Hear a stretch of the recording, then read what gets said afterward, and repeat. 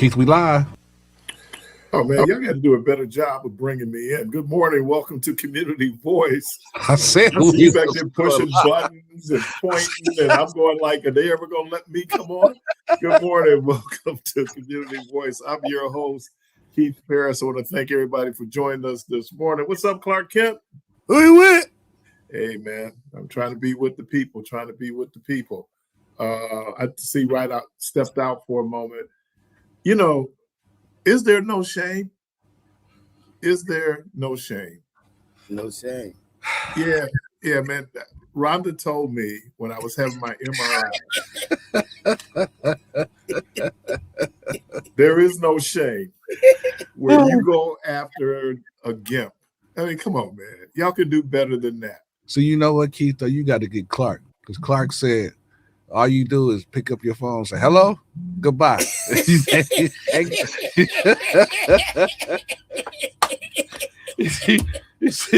said that's all you do with your phone. You don't do nothing else. Man, a few words. Oh, you're going after the technology? You're right. And I'm like, hold on. You know, crazy thing is, whenever we be someplace and there was no Wi-Fi on the phone, it would either pop up Rhonda's number or my name. If I had the tablet near it, I had no clue that was the hotspot. Mm-hmm. None. How you doing, right on? Man, I am extremely blessed, man. I can't complain at all, man. Bishop, chairman of the board, superintendent. Man. You know, I got invited to preach at No People's Ministries. That means there's no peoples in the church. Amen. There's an online ministry. And you're always welcome to Nowhere Institutional Full Gospel Church of the Firstborn, Apostolic, Pentecostal, United Churches of America. So your name is so long. Hey man, that's what it takes. It only got 2 members. Right. I almost sound like Bebo Church. Yeah. Well, he closed that church though. Oh yeah, he closed his church. Church of Never Giving Up Ministries. Amen. Where we give up every day. Amen. But there was a church, and I don't know if it was here in Racine, and the name of the church was Patiently Waiting on the Lord.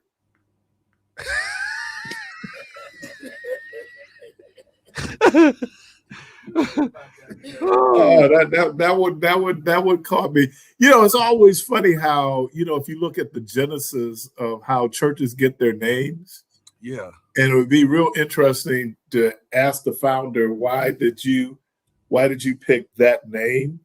Yeah. My brother and I was riding in the car yesterday, and we were listening to Joy, and an advertisement came on for New Testament's Vacation Bible School. And at the end, it's called New Testament Christian Church. And my brother said, that's not a Baptist church? They were like one of the first really non-denominational churches I can remember in this area, where, you know, it was clear. Now, the founders were all Baptists, I think, for the most part. But that they're not affiliated, I'm thinking, with any Baptist fellowship. I think they look at themselves as a Christian church. Now, you know, man, I want to ask my real good friend. Well, I mean, you know, they like my aunties and uncles, the Kirkendales. Okay. I love them. And I always wanted to ask them, why did they name their church One Lost Sheep? And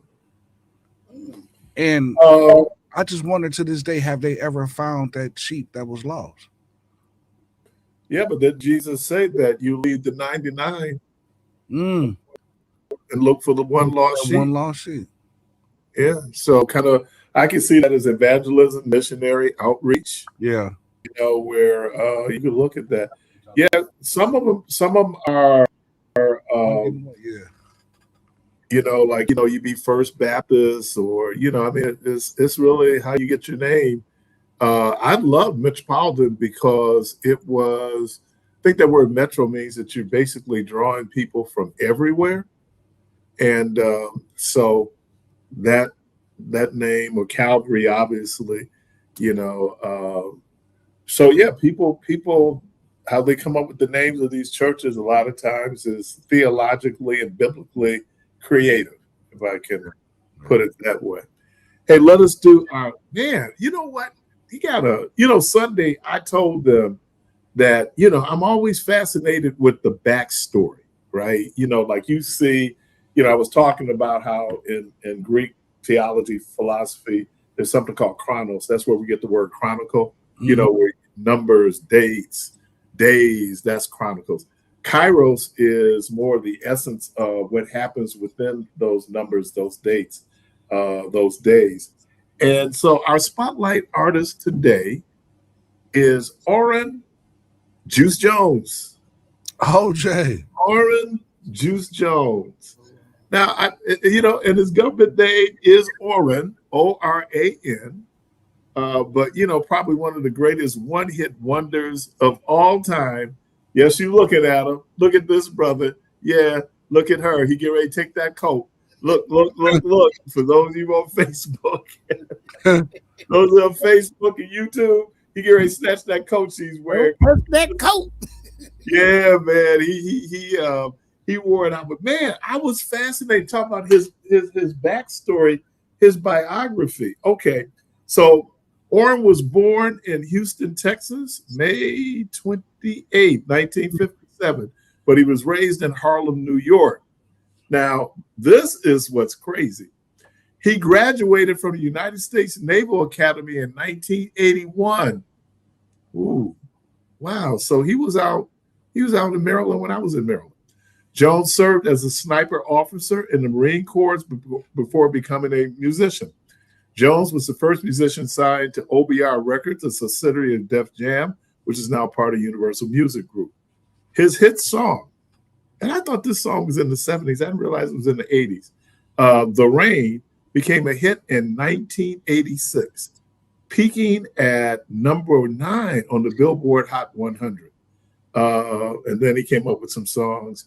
He did receive a Grammy nomination for the song The Rain with Best R&B Vocal Performance Male. He released 2 more albums, but who cares after he did that? But yeah, man, I saw you and him walking in the rain. What? You talking about breaking it down, dude. That was, I need to pull up the lyrics to that. I saw you and him. I didn't realize the song was done in 19. Well, I guess so, man. He probably when he got out the military. Here we go. I got the lyrics right here. Okay, here we go. All right. I saw you and him walking in the rain, but here it comes. All right. Hey, baby, how you doing? Come on in here. Get some hot chocolate on the stove. Got some hot chocolate on the stove waiting for you. Listen, first things first, let me hang up that coat. How's your day today? Did you miss me? Oh, you did? Yeah, I missed you too. I missed you so much. I followed you today. That's right. Now close your mouth because you're cold busted. That's right. Now sit right down. Sit down here. So upset with you, I don't know what to do. And my first impulse was to run up on you and do a Rambo, whip out the jammy and fat blast both of you. But I ain't going to mess with that $3,700 link coat. So instead, I chilled. That's right, chill. Then I went to the bank, took out every dime. And then I went and canceled all those credit cards. Yeah, all your charge accounts. Yeah, I stuck you up for every piece of jewelry I ever bought you. Yeah, that's right. Everything didn't fly with me. No, don't go. You ever go, but don't be looking in that closet because you ain't got nothing in there. Everything that came with you is packed up. And I'm waiting for you in the guest room. That's right. What you thinking about, huh? What was you trying to prove, huh? You with the deuce. I ain't going to give you silk suits, Gucci handbags, blue diamonds. I gave you things you couldn't even pronounce. Now, I can't give you nothing but advice because you're still young. That's right. You're still young. I hope you learned a valuable lesson from all of this, Gonna find something like me one of these days. Until then, you know what you got to do. You got to get out of here with that alley cat coat wearing, hush puppy shoe wearing, crumb cake I saw you with, cause you dismissed. That's right, silly rabbit. Tricks are made for kids. Don't you know that? And you without me, like cornflakes without milk. It's my world. You just a squirrel trying to get a nut. Now get on out of here and don't touch that coat. Don't touch that. Oh, Orange Juice Jones.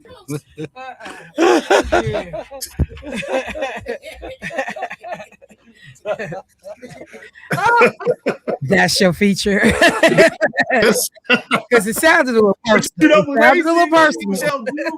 You graduated from the Naval Academy. Well, yeah, that's how he could afford all those things. Oh man, yeah, because he would go in commission as a lieutenant. No, what he would be an ensign, right? Yeah.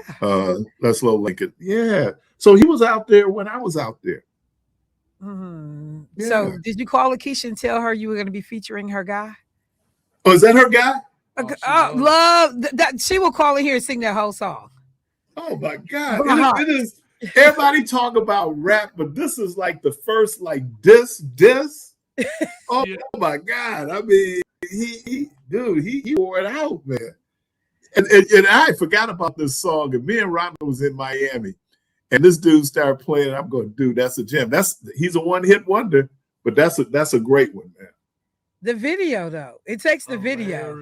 Oh, there's a video. Yeah. You've not seen the video? Oh, come on, man. Hilarious. The video is amazing. And he is so clean in the video. Yeah, when he bust her and put her out, you got to watch the video. Okay. Where you going? Say what now? She finna go cook for your boy. You understand me? Cook for your boy. We cook for your boy. Yeah. So here I am, sick and infirm. Sick and infirmed. Is he about to start? Sick and challenged technically. And then you make fun of me? What? You make fun of me? I make fun of you? No, I didn't do that. I recounted. I guess butter won't melt in your mouth, right? Did you hear how innocent she said? I recounted some events. That was it. No, I appreciate man. To you. And wait a minute. Now I'm acting like I'm an expert. I'm talking to my brother, showing him how to use his.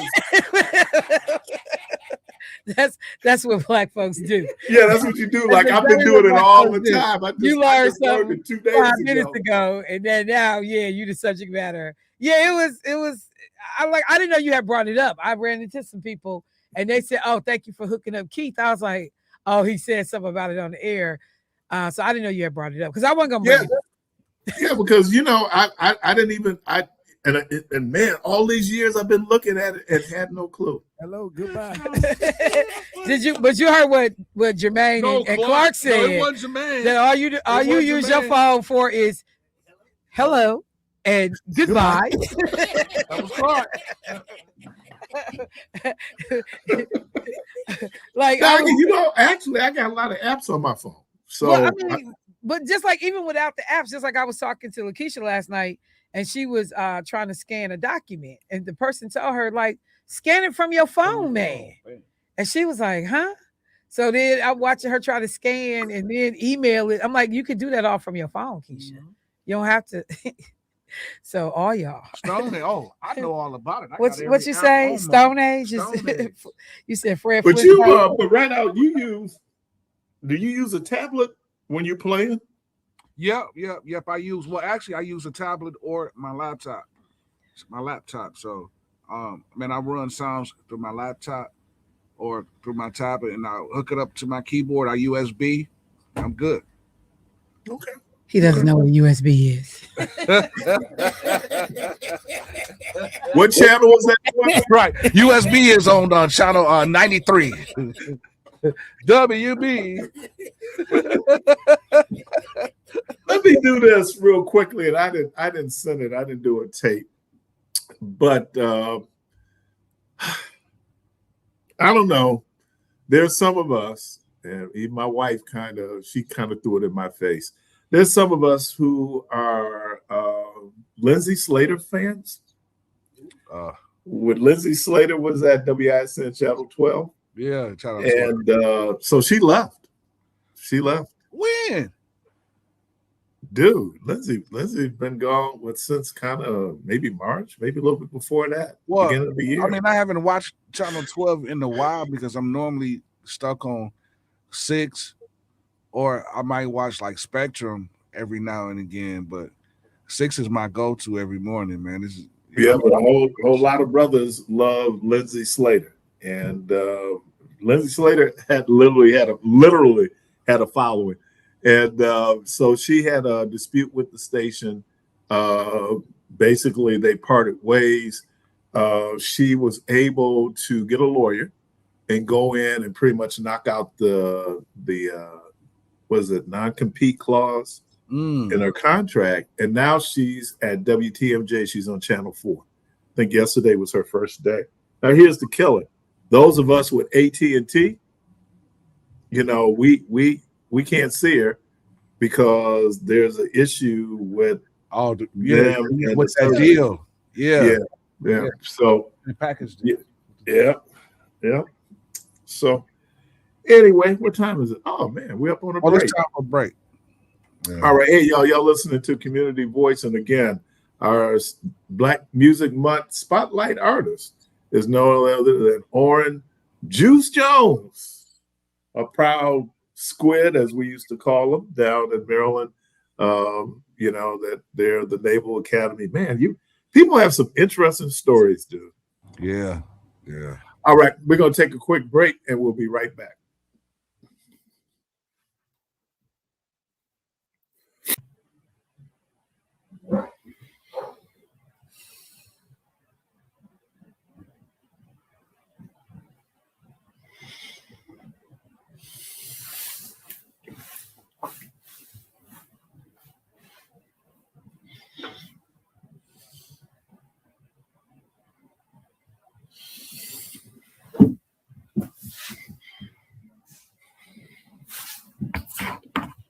The AM and 106.5 FM with your host, Keith Parris. All right, welcome back. I know they're trying to, there's a clip that I sent to Debo that that I wanted to play. I just kind of caught my attention. But let me shout out the Cape Verde World Cup soccer team. They had a draw with Spain, and Spain is like, I don't know if Spain is one of the favorites, but a draw of 0-0. And this is, I think, the first time that Cape Verde has ever been in a World Cup. It's a small little island off of Africa, and man, they shocked the world, man. They tied Spain. I don't know how far they can go, but yeah, that is wow. That was a big surprise. So let me see what I got here. Okay, all right. I heard this clip, and I just want to share it with folks. See what you think. All right, go ahead, y'all.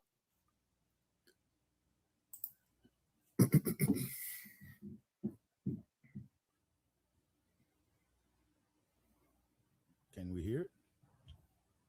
Hang on.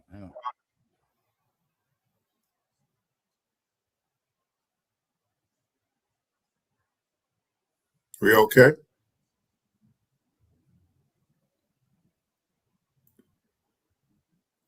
Okay, well. Could you hear it? I don't know what's going on. Why it's not? Hang on one, Keith. Just stay there. Okay. No. That's we good. We good. Just hang on, Jermaine. Give me a second here. Okay. Why is it not playing it though? I mean, it was.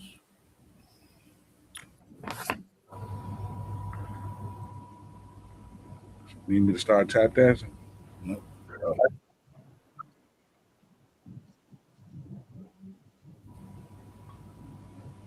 So it's not letting me do it this way.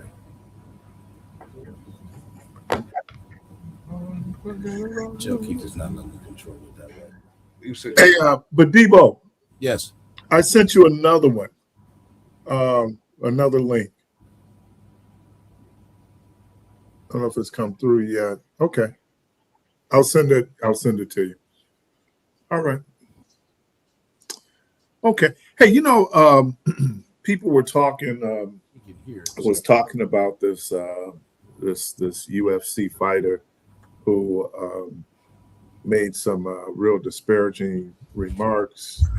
yeah, he was completely out of order, man. Completely out of order, Keith. Yeah, and but I was sitting here. It was we were me and Rhonda was sitting here when they kind of come up. Here's the problem a lot of times, man, with racist ignorance. Michelle Obama has 2 daughters, and they look like her. Yeah.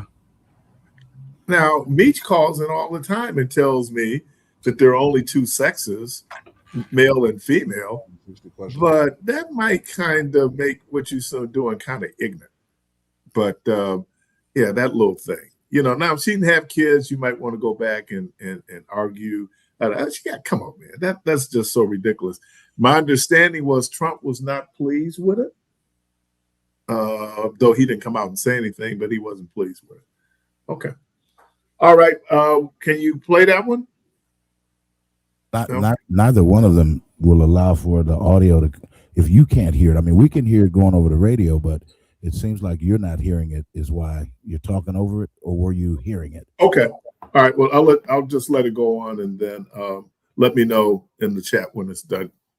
Oh, okay. So you want me to go ahead and play it now? Yeah.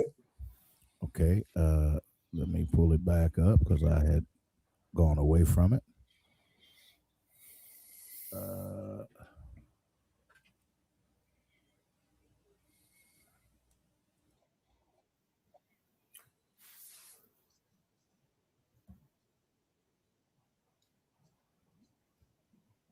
Use Jesus as a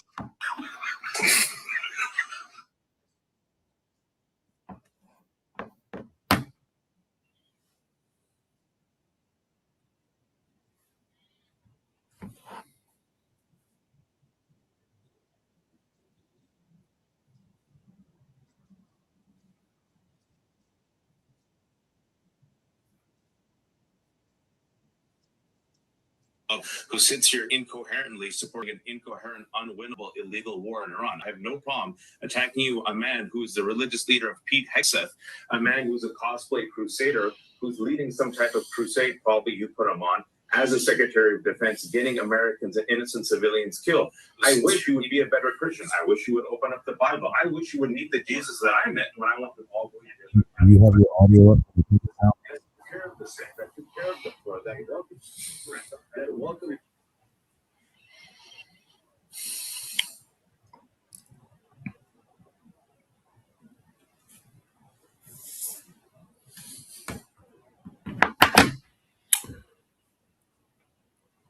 All right. So pretty much that kind of went through. Yeah. Yes, sir. Yeah. Yep, I could hear it. What I did was I went into tune in so I could also hear it. What that is there's a guy out there who is Pete Hegseth's pastor, and this dude is a white supremacist Christian nationalist, and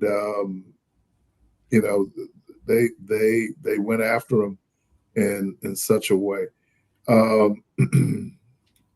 Yeah, it's the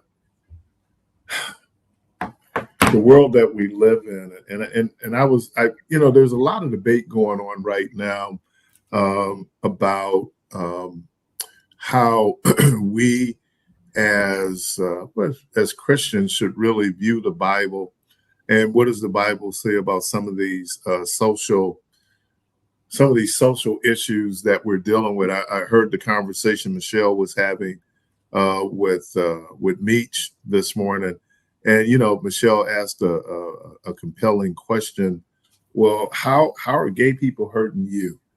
But the whole other thing about what is our responsibility as Christians when it comes to things like justice, social justice, caring for the poor. And I'm not even going now that's just what we do in terms of our outreach. I'm not even going to talk about like internal stuff that we should be doing, how we should be looking at ourselves and a certain level of improvement that we should do, as people. I say all the time, they call Baptist people of the book. Baptist people know the book. The problem sometimes with Baptist people is that we don't always live that book. And but I think that when you look at what's going on in the world, I saw when the Iranian team got here, I don't know if they were wearing T-shirts or they were wearing pins that had 168 on them. That 168 is on the first day of that war in Iran. The U.S. bombed a school and they killed 168 girls. And so this is what the Iranians are doing and saying never again, or to always remember this piece. And, as my mom always says, some folks can't do wrong right. And us getting into this conflict, this war, was not thought out. Trump being the malleable, it just appealed to my ego. And then I would go out and I make decisions. And of course, probably one of the greatest underestimations of an opponent in war is going to be this whole issue with the Iranian crisis? Iranian war. Now, allegedly, there is an agreement, but, and I didn't realize this, the reason why they're calling it a memorandum of understanding is because if it's a treaty, right, then it has to go before Congress. And then you would see the details of what the agreement was. Obama was on just last week talking about everything that went into negotiating that deal with Iran, where, as it relates to their nuclear stockpile and then building a nuclear weapon. First thing Trump does is, because anything Obama does is automatically wrong. So he tears it up. He tears it up with no sense of what the consequences of tearing up that agreement would be. He talked about one of the reasons why he tore it up was there was $1 billion that went back to the Iranians. And what it was frozen assets of the Iranians. And part of the deal was that, okay, you get your assets back. And so he talked about, they filled up a plane with money. I think that was about $1 billion to $3 billion. Do you know what he's looking at giving the Iranians right now? $24 billion. $24 billion. Obama gave them between $1 and $3 billion. You gave 24. You have to give $24 billion.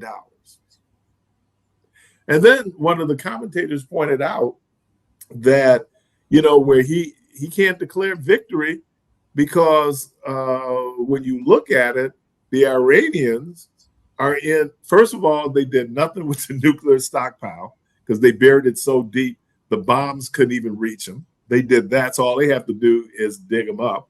Okay. They virtually still control the Strait of Hormuz, right? So how did you win? I mean, it's amazing that people voted for this guy. But what's even more amazing is that there are people there who are still trying to support this guy. I was listening to a commentator this morning, and she's twisting herself in all kind of knots, saying that, well, Secretary Wright, I think Wright is over energy, said that the Iranians they could build a bomb in 2 weeks. No, they could not. They were years away. And as a matter of fact, after they had did the JCPA, they had pretty much stopped working on it, where the Ayatollah said, no, it ain't a priority right now. But Israel, and we're back to Israel, because it has such issues with Iran, and because Iran supports Hezbollah.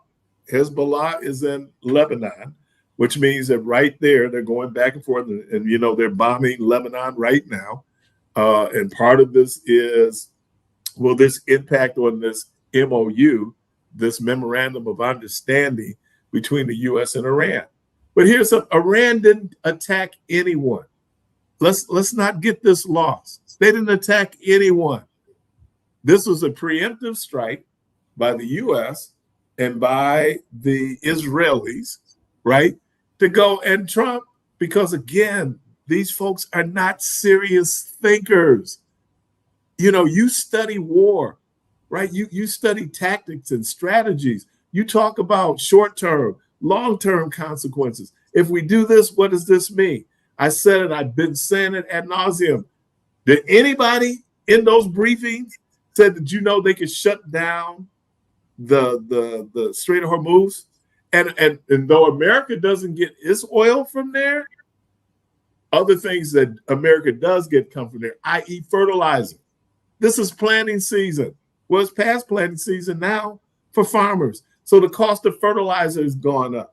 You know, when Trump came to Wisconsin and he was talking to dairy farmers, and they're kind of looking at him going like, dude, you have put us in all kind of the people who did soybeans, right?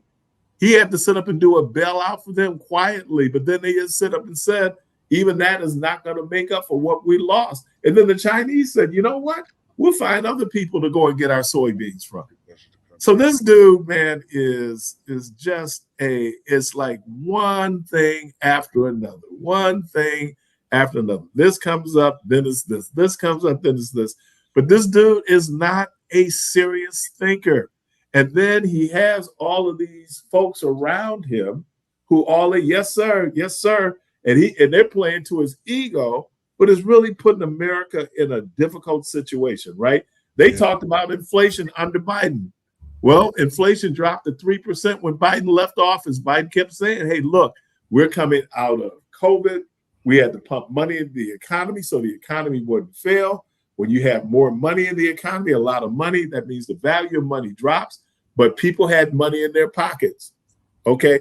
Because had they did nothing, had they did a Herbert Hoover who said the prosperity was right around the corner and ended up allowing the Great Depression to happen, we would have had an economic downturn. Well, right now, you know, and Trump is at the G7. These European countries are looking at him going like, dude, you costing us money. So and then there are people out there still trying to defend them. That's what's amazing to me. So I don't know what it's going to take for people to kind of get a sense of what's going on here. But all right. All right, you listening to Community Voice. Hey, y'all, the phone line's open. 414-444-5250, 414-444-5250. We're going to take a quick break, and we'll be right back.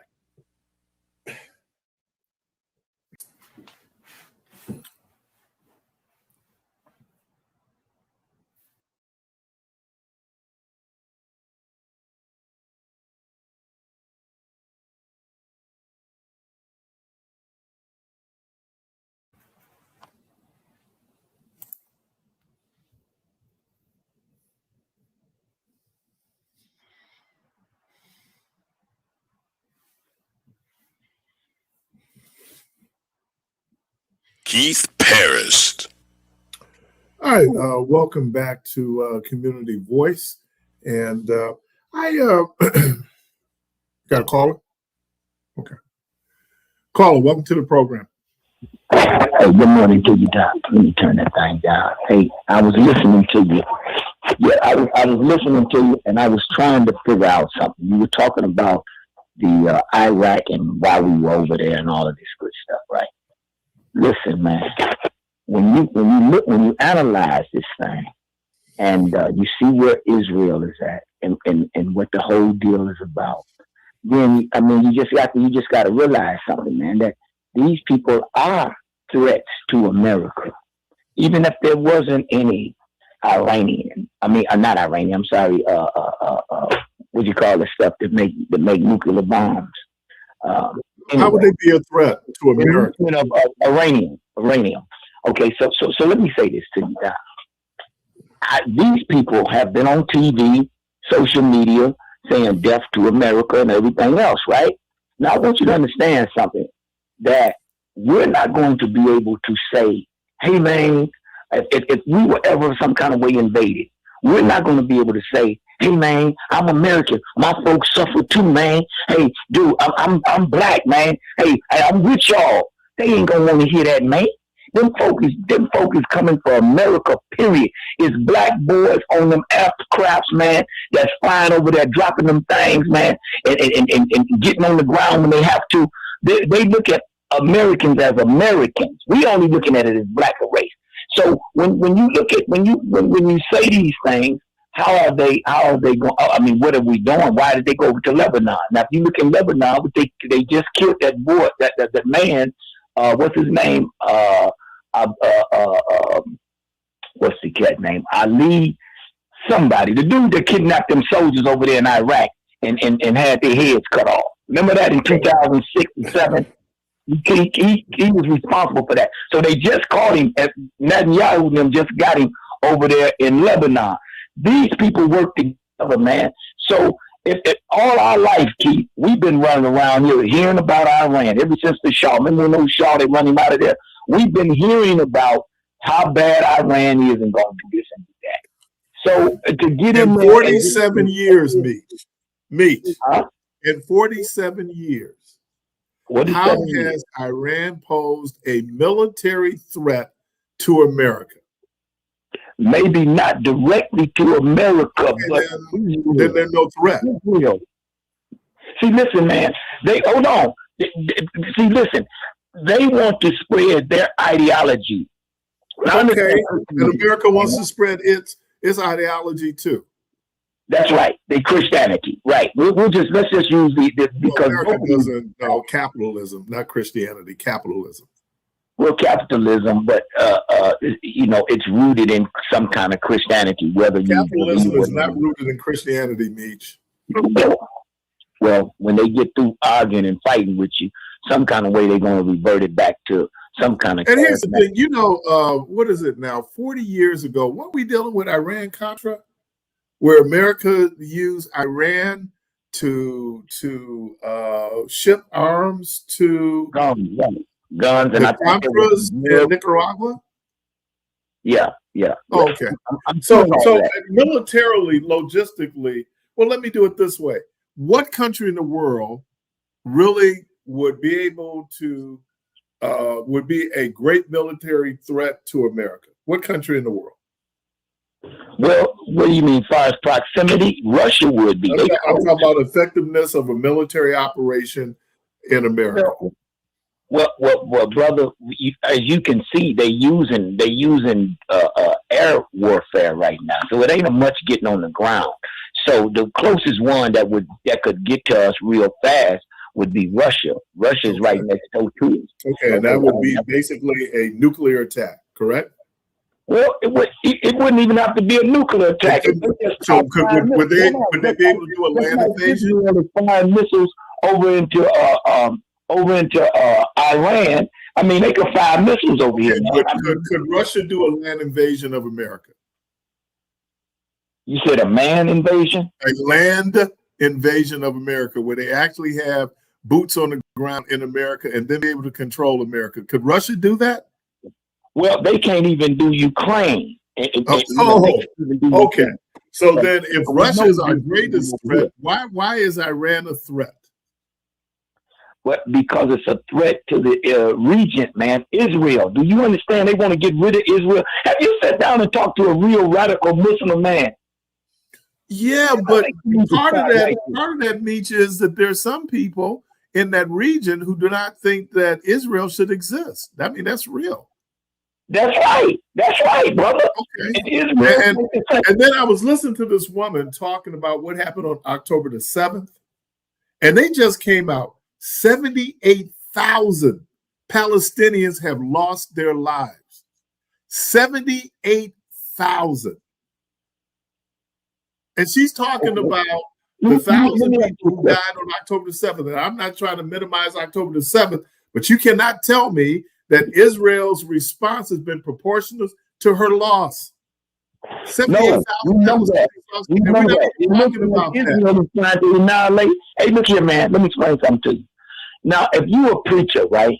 You're a preacher, and we understand the whole concept of what's going over there, the Zionists that took over the country. We understand that it's only about 9 million people in Israel, and you got about 250,000 of them might be black. Okay, and then you got, you can break them up into segue groups. Let me say this to you. You're a preacher, right? Now we know the Zion. First of all, Benjamin Netanyahu, whatever his name is, he's really a Polish guy. He's really not even from that area. He's got some kind of Polish background. I was studying the cat, checking him out. But check this out. If you're a preacher now, what side are you on, man? Even if you disagree with what's going on, you don't talk about it. You keep your mouth shut. As a preacher, I'm supposed to be on Israel's side? Of course you're supposed to be. And what are you basing that on? Why you ain't no Muslim then? Why you not a Muslim? Because I'm a Christian. Okay, you do it. Okay, let me calm down.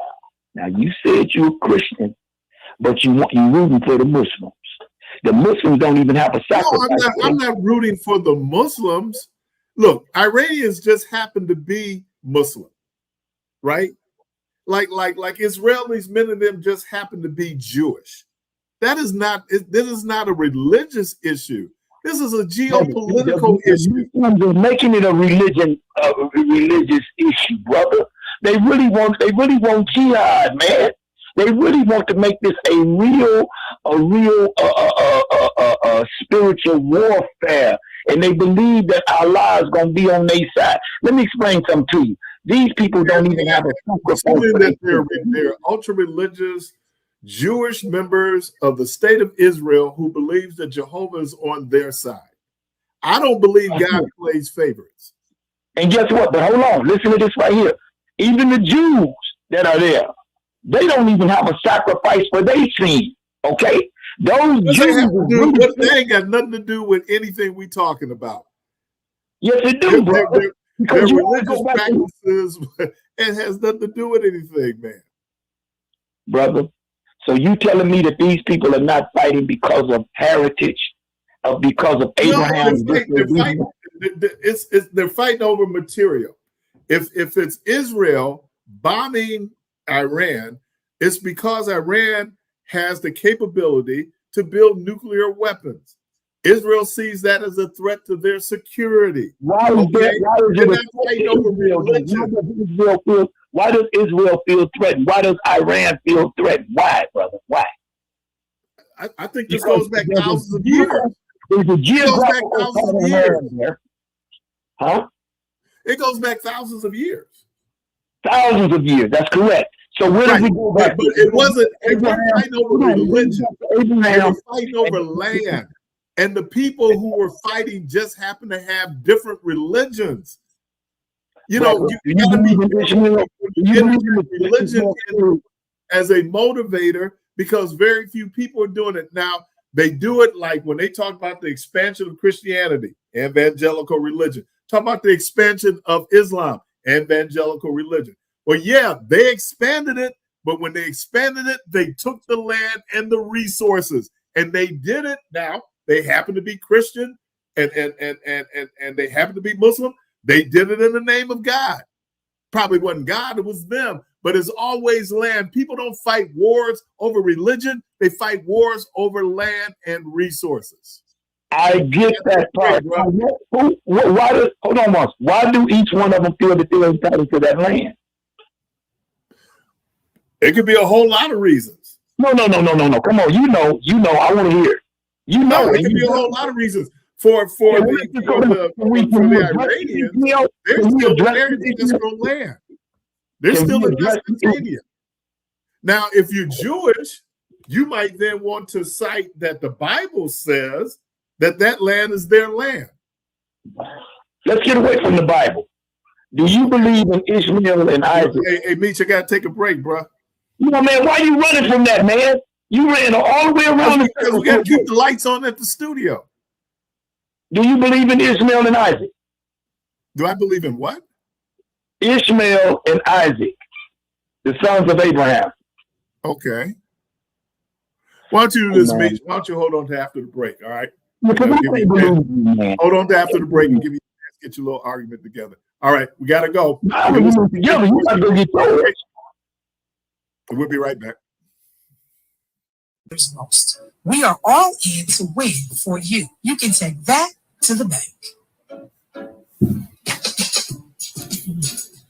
860 AM 106.5.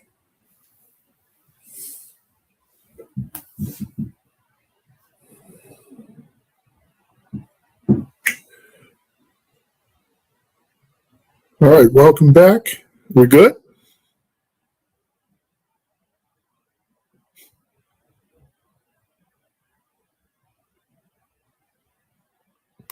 All right, welcome back. On 106.5 FM with your host, Keith Parris. All right, welcome back. Is me still on the line? Yeah, brother. I wouldn't change this opportunity for nothing in the world. Oh man. It didn't work. All right. Go on, Meech. Make your point, man. The point comes along with the question. The point is that you have a group of people that have been established for eons or centuries, and then you have a group of people that came later and declared, especially in Gaza, declared that to be their land. So, in reverse, in contrast to that, they are Arab, supposedly Arab, but they come out of Greece and kind of, I don't know. You have to check the lineage. Then you look at the Arabs along with the the Mongolians that conquered them, and then we got our Arabs today. But anyway, it stems back from Prophet Muhammad, which would be considered an offspring of Abraham through Ishmael. So both guys believe that the land is promised to them, and it's been an age-old war. Now, my question to you is, what side are you on? Are you on the Israelite side, or are you on the Isaac genealogy side? What side are you on? It's not a question of what side I'm on. And it's not. And I was sitting. This is the question I was going to ask you, and I was going to ask the listening audience: should religious books be used when we're doing foreign policy, or even if you look at the U.S. Constitution, there is no mention of the Bible in the U.S. Constitution. Because part of the problem is when you can use religion to justify unrighteous acts. So you go back and you talk about Ishmael, you talk about Isaac, but then let's talk about when the Hebrew people left Egypt, and then they decided that they wanted Canaan. And they said the Lord said that they should have Canaan. If you look at Canaan, Canaan is Gaza's strip right now. If you look but at I'm just saying that I don't know. I don't agree with the biblical narrative that God said that this is your land. Why would God pick any group of people over any other group of people? Hey man, why did God go over there and allow David to slew Goliath, the Philistines? You understand what I'm saying? So no. If you look at well, okay, you don't have to know what I mean. No, what I'm saying is that part of, and I think a lot of this, and we really see it in this whole idea of white supremacy. But nations have been conquering nations and taking land and resources since there have been nations. I get that part about the white giants that claim to be. They might just be holding me down so we can get our stuff together, so black folk can get back. But you know what? They use the Bible to support. Why you can't answer the question, man? I just told you I don't have to be on. It's not a question of whose side I'm on. Are you saying religiously whose side I'm on? Okay, we'll say religiously. Religiously, whose side are you on? Neither. Oh my goodness. Man, if you was out there with David and them fighting against the Philistines and you told them, I'm not gonna do that. Hey man, you know what they would have said to you? Whose side is you on, man? Choose you this day whose side you on. So what side are you on, Mitch? Man, I'm on the Isaac side, man. Let there be no intentions about it, man. I'm on the Isaac side. I'm on the side, man, with the image of Jesus Christ that bled, died, and raised for a guy that messed up like me. Okay? So I ain't got no problem with saying that. You got a problem with it. Oh, yeah, I'm not running from it, because I can sit up and tell you and me, our ancestors, the Bible was used to enslave us. There you go again with that. Do you understand? Is it a lie or is it true? Listen, let me explain something. Sure, they use the Bible to manipulate. We got people using it right now to manipulate. But that doesn't make it after gay people. That don't make it void. They use the Bible to go after gay people. They use the Bible to subjugate women. Hold on. The Southern Baptist Convention right now has passed a proposal where women cannot preach. Okay. Hey, you agree with that? I'm sure be quiet. Hold on, I'm sure be quiet. And let me say this to you. You giving me this that you will marry a gay couple as a preacher. Would you do that? Would I do what? Would you marry a gay couple as a preacher? That's a good question. You put yourself in that position when you talk, when you're not 100 with your book, man. When you have and have, you put yourself in that position. Which if somebody came to you today and said, "Keith, we're gonna give you $500, we're gonna give you $1,000." Let me ask you a question, okay? Because the Bible doesn't talk about same-sex relationships. Hold on, Meech. The Bible doesn't talk about same-sex relationships in terms of who gets to marry. Marriage is a right of the church. There is no marriage right in the Bible. You can't show me a marriage right in the Bible. It's a right that we do, society. What makes you married in the state of Wisconsin is that you have a ceremony. That ceremony is witnessed by 2 witnesses and then is filed with the state of Wisconsin. With that said, let me ask you this question. Let me ask this question. I'm going to give you the marriage license. It's in Deuteronomy. Jesus really preached against divorce, right? He preached against divorce. So would you as a preacher, knowing that Jesus preached against divorce, would you marry 2 divorced individuals? Would I marry 2 divorced? It depends on was it for fornication, or was it because you just got mad and run off and left your girl, or your girl run off and left you? It don't matter. They're divorced. Well, how did you divorce? Was it for fornication? Of course you can remarry that person. But now if it's to adults. That's not what I asked you. I asked you, would you perform the ceremony? I just told you I would perform a marriage for a divorce. Jesus talked about that if your spouse is still living, and you don't have to have a grounds for divorce, it doesn't have to be adultery. Let's say in Wisconsin, because we have no fault divorce, 2 people get divorced. Would you do that ceremony? All of those rules are voided out at that point. That's why I teach a person, man. Once you what rules are voided out? I don't care if you become I don't care if you become a player. You was a player. No, what rules are voided out? No. You took them vows, man, before God, dude, like you stuck with that mess, man. No, hey, dude, you're not answering my question. You asked me about would I marry a same-sex couple. And I told you I would. And I'm saying, and hold on, and I'm just for the sake of argument, that Jesus never talked about same-sex couples. But Jesus did talk about divorced couples. And Jesus said, if you get a divorce, other than for adultery, you get a divorce, and your spouse is still alive, you should not get married. Would you perform that ceremony? Listen to this right here. I told you if it depends if it was for fornication. You keep saying adultery. Those are 2 different things. Our laws have made it the 2. They've made it adultery and fornication, making them the same thing when they're not. Okay. All right. Well, I appreciate you, man. I got another caller. Appreciate you. Caller, welcome to the program. Exciting. Good morning. The caller. Hello, can you hear me? Yeah. Yeah, the point that the caller is missing is all the way back to the first book, and I'm talking about 800 BC. All right, and the kingdom of Israel, way back. Being what we are, whatever you call it, Christians, Jewish, Muslims, is like a tag on our beliefs, but that isn't what defines us. Our beliefs, as you can see from history, can change, can alter. They're flexible. Actually, our beliefs are sort of like a novel we're always writing. All right. The thing that he misses is we are what we do.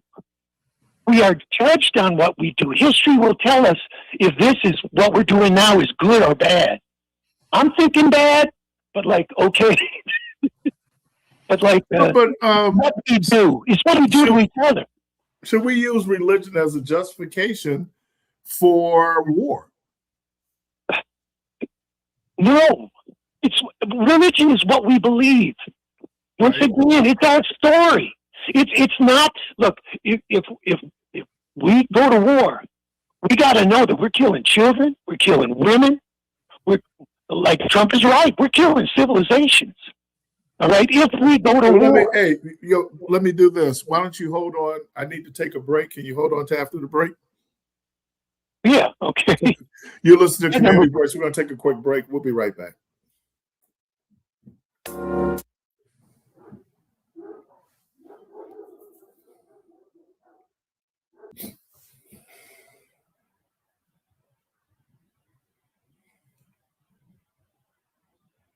Keith Parris. All right, welcome back. Caller, go on, make your point. The point is that all through, if you were an ancient Jew, you knew the whole story of you is that these beliefs, these laws were handed to you, and you said, I don't think so. Okay? Basically, that's the story over and over again, because there are two different things you are. You are the person you believe. But the person you see in the mirror every morning is what you do. That determines if you're a good person when you look at yourself in the mirror. All right? And the question of who should get married should be the two people and the celebrant, or whatever situation they're getting married in.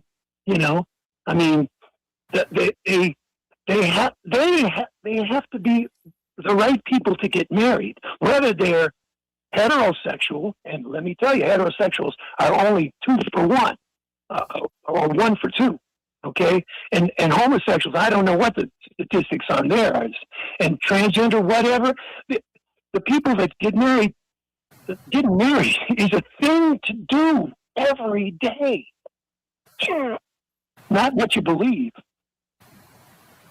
Well, you know, but why do people get married? Well, I'll tell you why you should get married. No, I don't want to know why I should. Why? But what are some of the reasons that people get married? Well, because they like the person's attitude towards them. They're comfortable with them. They maybe think that, you know, this is all about love and attraction. Those are the reasons people do get married. Financially, yeah. But like the reason to get married is to make the other person's life better, to make the other person feel better every day, to give the other person everything you can. Well, you know, you're going to get everything they got. I tell this story. I was in Father Dominiac's religion class, and when Father Dominiac asked, why do people get married? I said, for love. And he told me I was wrong. He said, people get married for children. And then we know now, because people either choose not to have children, or they don't have children, or they can't have children, then you have a situation where it's property. When you go down, and that's the difference between going with somebody, living with somebody, and being married to somebody. Because when I'm married to that person, there's certain property rights I enjoy as part of that relationship, because that's a legal relationship. So when people are looking for all these different things, when you go down for a divorce, and I've never been divorced, when I ask people who have been, the judge never asks, do you love each other? The judge asks, can you work this out? And when you say no, we start dividing up the stuff. It's property.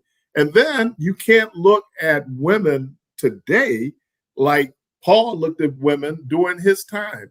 Women in America enjoy far more rights than women in the time of Paul, during the time of Jesus. So there's some different dynamics there in terms of why people get married. I don't know why people have a problem.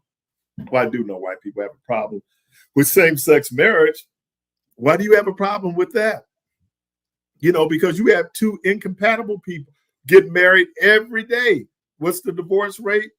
Almost 50%. People are making tough choices or bad choices when they marry other people. So I think it gets back to how much influence should religion have? And certainly should religion have things like this whole idea of privacy? It's like Michelle was saying in her program. You know, why would I care what you do in your bedroom? Your bedroom is your sanctuary. Why would I care? But I know people do. And, you know, it's like the Diddy piece, right? People weren't focusing on how Diddy was being violent.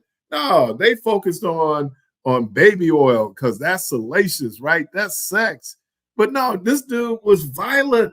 We can't that video of him just really wearing this woman out. That's where we should really be concerned with Diddy, not how Diddy gets down, not freak offs. And that's where people were. They were going on the freak off. No, he abused that woman. That should be our concern, not how somebody gets down in the privacy of their bedrooms. It's what you do. What you do. What we do to each other. That's how you judge yourself. That's how you judge anything. But I wish people did. I wish that and I mean, that's the only way it gets done. Otherwise you're just making the stuff up. Trump thinks he's a good guy. He thinks he's a good guy. We are making it up as we go along. Yes, he's making this stuff up. And so are people like So you see a problem with making it up as we go along? We're not at war. Iran is at war. Venezuela's at war. We haven't been at war since 1945. We keep jumping into other people's war. But like, no, all we had to do at any of those other wars was just say, you know what, this isn't a good idea, bye. But you also got to understand that every war we got ourselves into, when we got ourselves into the Korean conflict, by the way, that is still an open conflict. They've never signed a treaty ending hostilities. They have, what was it, an armistice, but it's not a treaty.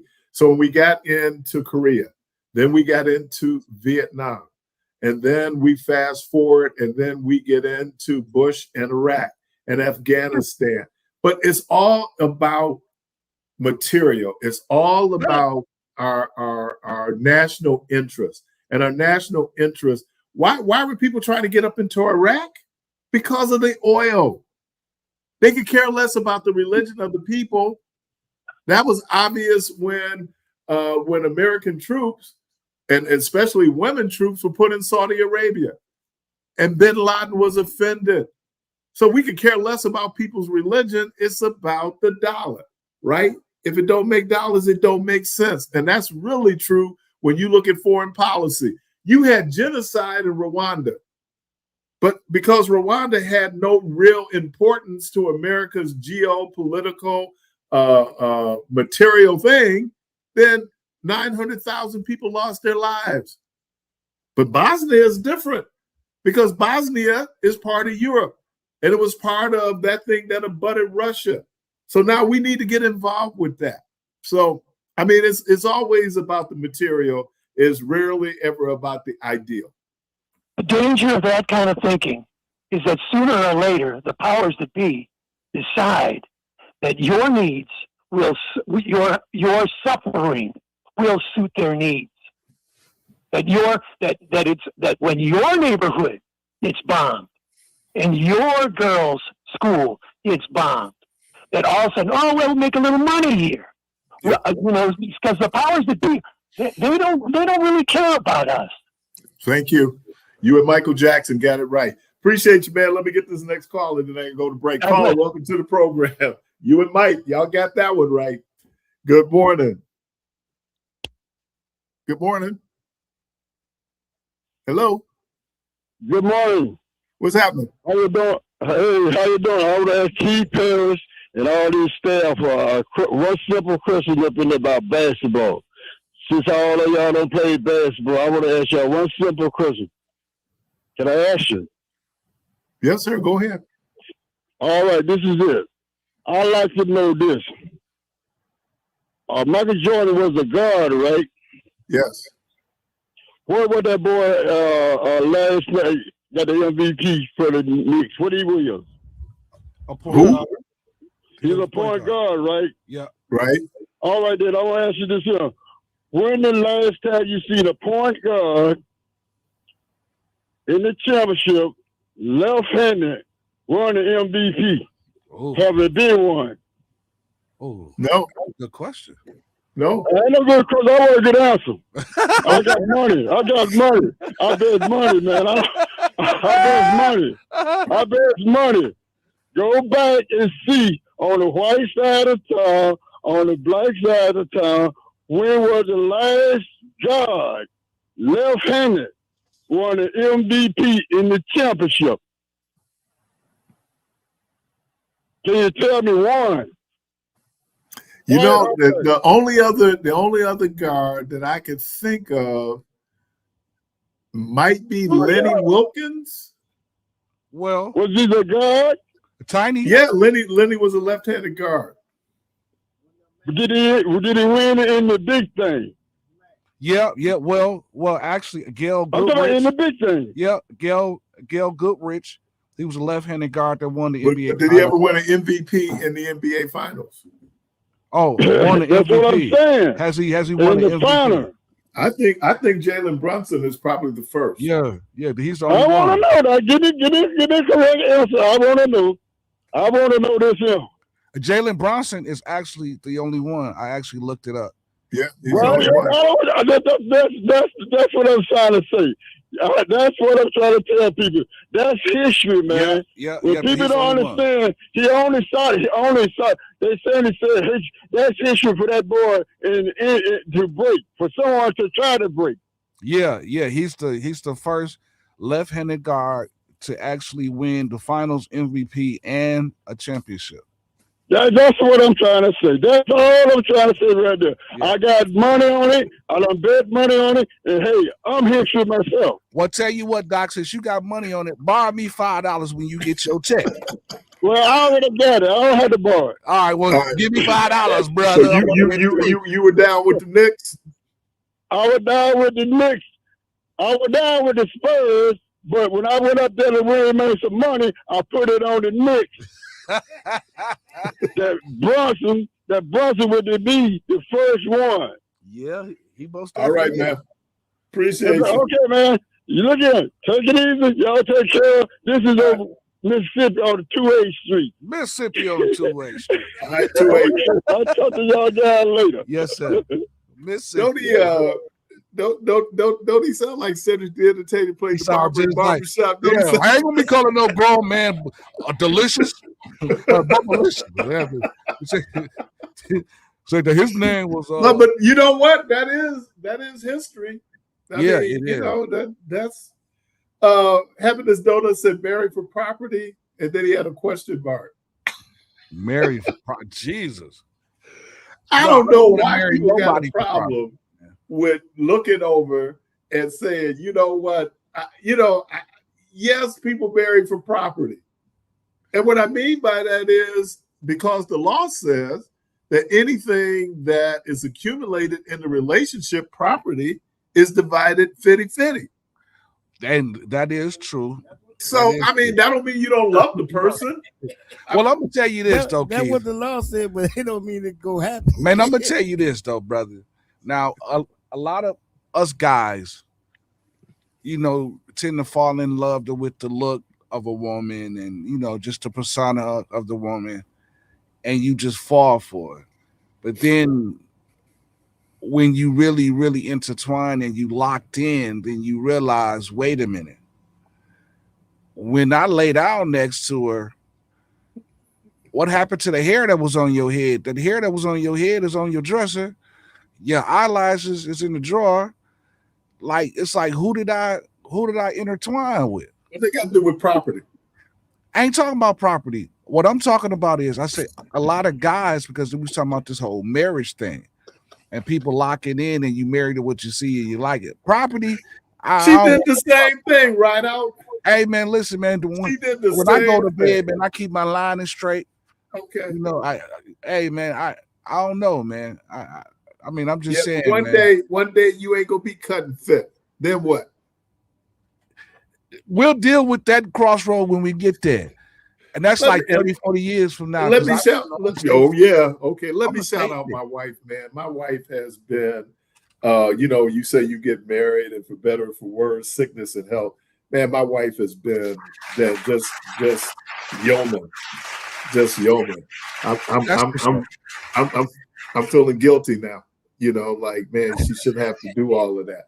But I think, when you care about a person, that's part of, like the love you show. But yeah, man, property is a part of it. Anybody, I'm talking about people that's married. Now, all you people just want to run around and be, in love.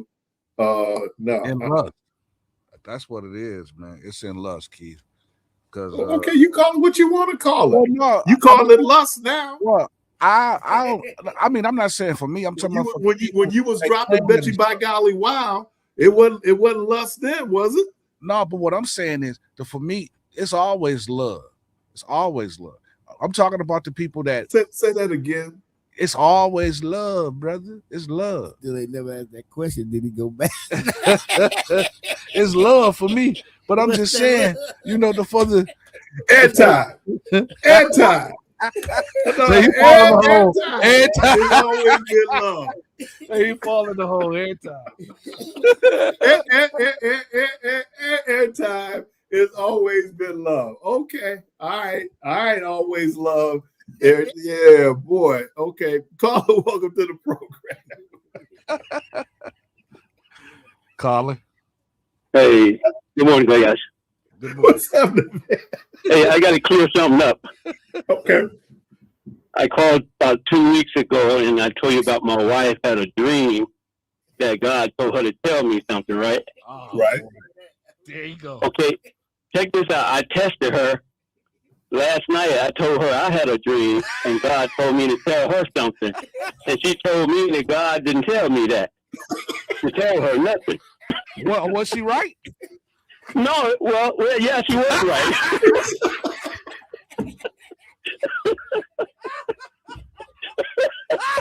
Stop lying on the Lord. Both of y'all stop lying on the Lord. Okay. She was right, Keith, though. She said the Lord ain't tell you that. And she was right. They both lied on the Lord. Y'all need to stop that, man. Right. Obviously, she was, because she was right, because the Lord didn't tell him that. He said he did. She said he said he wanted to test her and said the Lord didn't tell you that. She was right. Yeah, I wish he would go in there. I had a friend of mine, and she was talking about her husband, and they were getting in an argument, and her husband said, "And don't bring that Bible in here you gave me." That you gave me. You got another caller, Keith. Caller, welcome to the program. Good morning, Mr. Parris. Have a speedy recovery. Thank you. Also, I love the comments on marriage and the Bible and all that. Why don't everybody just get a prenup, sign that prenup? Everything will be fine. I agree with you. Sign the prenup. Yes. Sign the prenup. Yes. I'm going to hang up and listen. I agree with her. Why would you sign a prenup? I'll tell you why. Because what's mine is mine and what's yours is mine. And then, yeah. Nah. Ooh. I mean, no. What's do mine we is even mine. have enough to? Do we have enough to prenup? well, we got the pre. We just don't. We got the pre-up. Do we have enough? We just don't have enough. That's all. But we got the pre. You have some broke folks. I ain't gonna sign no prenup. Nigga, you broke. Because he broke. Oh man, that's crazy. There's some people out there that they might want to consider signing a prenup, but others, I mean, come on, man, really sign a prenup. Ain't that's. But I mean, people do it because you know what? It's about business, and I know that's hard because it's about love. It's about love. Now I know. I was watching this podcast when Steven Jackson was talking about how he was about to get married. It was the day of the wedding. People was there. They was in their suits. His bride-to-be was getting dressed, and he presented her with the prenup. He gave and said, hey, before we walk down the aisle, I need you to sign this. But she kept stalling, and her people around her kept, telling her not to sign it. So she was stalling. So him and this guys, Stephon Marbury, they was all getting dressed. So he kept calling down and, hey, did you take care of that paperwork? So, oh no, I'm gonna take care. Are they doing my hair? They doing my makeup? All right, cool. Getting dressed. So once they all he called again. Hey, did you take care of that? Oh no, whatever. We go. All right, now take care of that. It was a hotel room full of people waiting on them to come down and do the wedding. Long story short, she tried to spin him and not sign it. He called off the wedding. And boy, it was chaos. He called it off and was like, well, if you're not going to sign it, we're not getting married. And yeah, let's just say. Know what? You know what that sounds like for me in my business, right? When those brothers try to get stipulations, and they keep calling you sign the stipulations. Right. You take it downtown, and you've been downtown, you signed it, you take it downtown. I done heard those horror stories like, yeah, she, and every time he called, yeah, I'm gonna do it, yeah, I'm gonna do it, yeah, I'm gonna do it. Okay. Follow up to the program. Well, no, they not. They actually dropped off, Keith. Okay. All right. Man, that is, sorry about that, George. It did slip. I'm sorry. And it's Freedom Month too, boy. But anyway, I don't. The prenups. I understand it. But I think it's usually with people with means. Like let's say you have a family business. Your family's built up all that business, and you stand to inherit it. So I think that can people be out there? I don't know. And it's like, there are people who they have their own checking accounts, right? They might have a joint. I mean, there's all these things in order to make your boat float. It's not for me to say what makes a boat float, but, and I'm glad that at least now, women, they have some property rights. And I'm saying this because you have to just go back, 50 years ago, and that wasn't the case. And part of the whole community property thing came up, and not only just community property, but future earnings. There were people who, and I worked with a young lady where she put her husband through dental school, and as soon as he got up and started his practice, he divorced her. Now, in California, I think the law says that if she can show that she supported you through medical school, through law school, through dental school, and then you go out and you she's eligible for a portion of your earnings going forward. Really? So, yeah. So I think, well, yeah, because I think that's right, man. Because people, use her until you get to the point where you don't want to. You don't want to share. I was just watching this thing on how they put together the Star Wars trilogy, and George Lucas, and his wife who started with him. She was the original. So those all three of the Star Wars, she was the editor, right? She made a whole lot of money for that dude. So if that's the case, then when they got divorced. He didn't want to give up stuff. He felt like everything I got, well, part of why you where you are is because of what this woman did for you. You know, so all right. I think I got another break. So I got a break or call. Caller? Yeah, caller, welcome to the program. Hey, what's up, brother? How you doing, man? Good, what's happening? All right, sound like you're doing better, man. That's good. I thought we was gonna have to set up a GoFundMe time to get you a helmet. Hey man, I'm doing good because I'm sitting down. You gotta watch me walk. Yeah. That's where the pain. That's the pain. I was looking at Jelly Roll. His wife, she was kind of, you know, regular lady, and he now she got a couple books and she want a divorce now. I think when women get a little money too, or men, they kind of leave you like, I don't need your money no more. I don't know. Peace, brothers.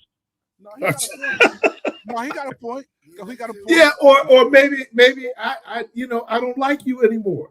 Well, how do you not like me anymore? Because you just got. Come on, right? So that means that you didn't like me before you got that. No, money. it don't. No, it don't at all.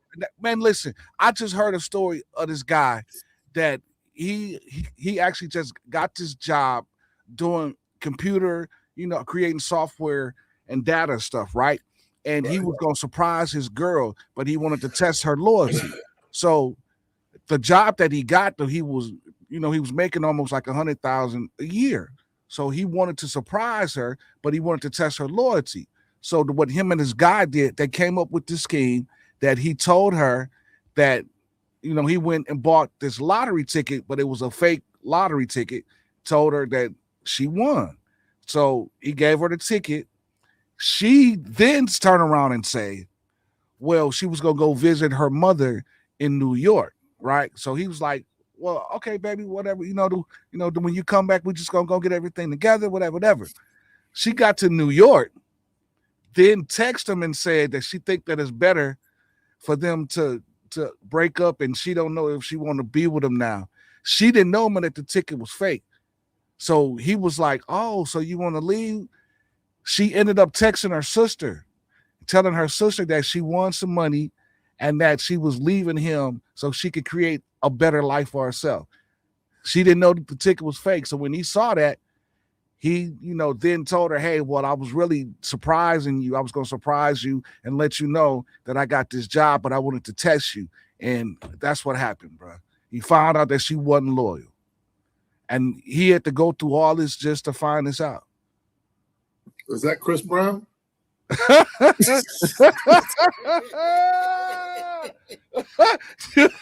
Hilarious. That's hilarious.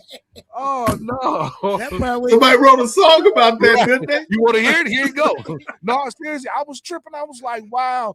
But oh man, come on, man. No. I mean, but obviously people can get sick of each other, man. Yeah, you just get tired of each other.